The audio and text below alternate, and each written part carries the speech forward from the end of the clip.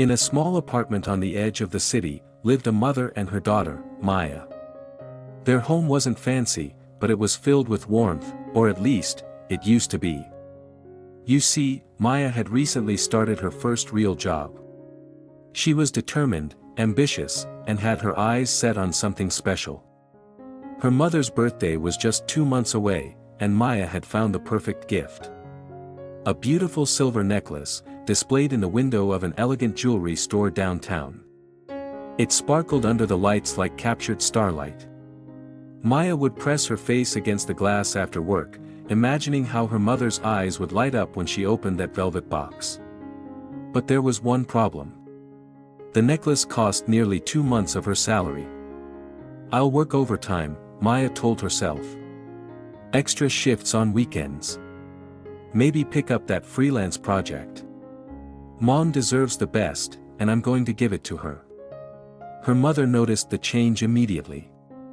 "Maya, sweetheart, you're working so much lately. Come, sit with me.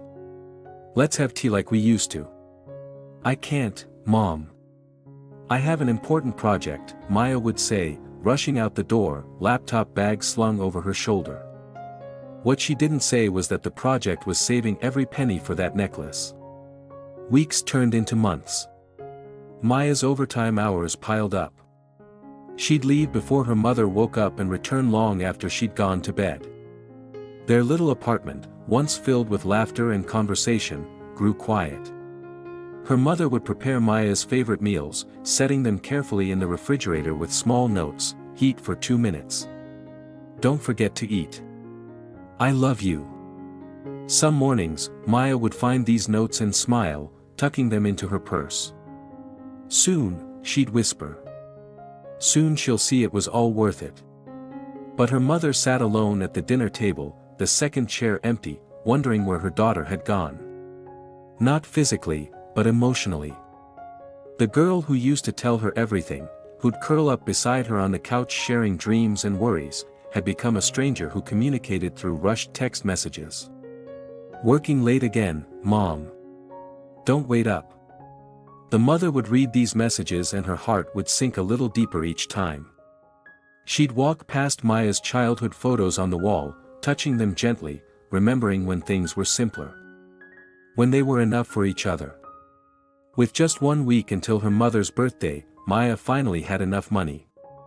She rushed to the jewelry store during her lunch break, breathless and excited.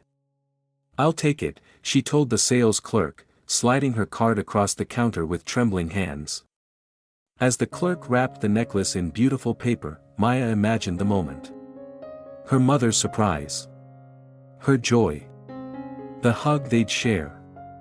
This gift would show her mother how much she loved her, how much she appreciated everything she'd done.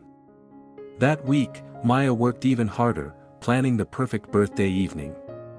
She'd request the day off, prepare her mother's favorite dinner, maybe they'd watch a movie together like old times. But then her boss called her into the office. "Maya, I know it's short notice, but we need someone to lead the presentation on Friday. It's a huge opportunity for you." Friday. Her mother's birthday. Maya hesitated for just a moment before nodding. "Of course. I'll do it." She'd make it up to her mother. The necklace would explain everything. On Friday evening, Maya rushed home at 8 p.m., the presentation finally over. She burst through the door, the wrapped necklace clutched in her hands. Her mother sat on the couch, a small homemade cake with a single candle on the coffee table. She'd waited. "Happy birthday, Mom," Maya exclaimed, slightly out of breath. "I'm so sorry I'm late. But I have something for you. Something really special." Her mother's face brightened at seeing her daughter, and she stood up, arms open for a hug. Maya handed her the box instead. "Open it. I've been working so hard for this. I wanted to get you something perfect." With shaking hands, her mother unwrapped the gift. When she opened the velvet box and saw the necklace glittering inside, her eyes filled with tears. "Maya, this must have been so expensive. Do you love it? Maya asked eagerly. I saved for 2 months. Every overtime shift, every extra hour, it was all for this. But instead of the joy Maya expected, her mother's tears began to fall. Not tears of happiness, but tears of something deeper. Something sadder. Sweetheart, her mother said softly, her voice breaking, this necklace is beautiful. But, for 2 months, I've barely seen you. I've eaten dinner alone. I've gone to bed wondering if you're eating properly, if you're taking care of yourself. I've wanted to tell you about my day, to hear about yours, to just be with you. She gently closed the box and took Maya's hands. You worked so hard to buy me something expensive. But Maya, my love, what I wanted, what I've wanted all along, was just you. Your time. Your presence. A simple cup of tea together. A conversation. A hug that lasted more than 3 seconds. Maya's smile faded as the weight of her mother's words sank in.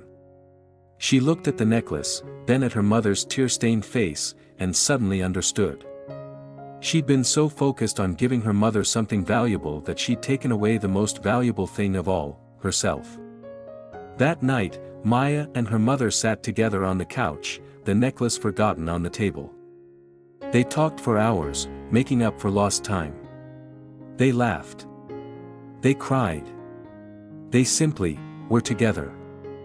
Maya learned something that night that would stay with her forever. The most precious gift we can give the people we love isn't something we buy. It's something we share. Our time. Our presence. Our hearts.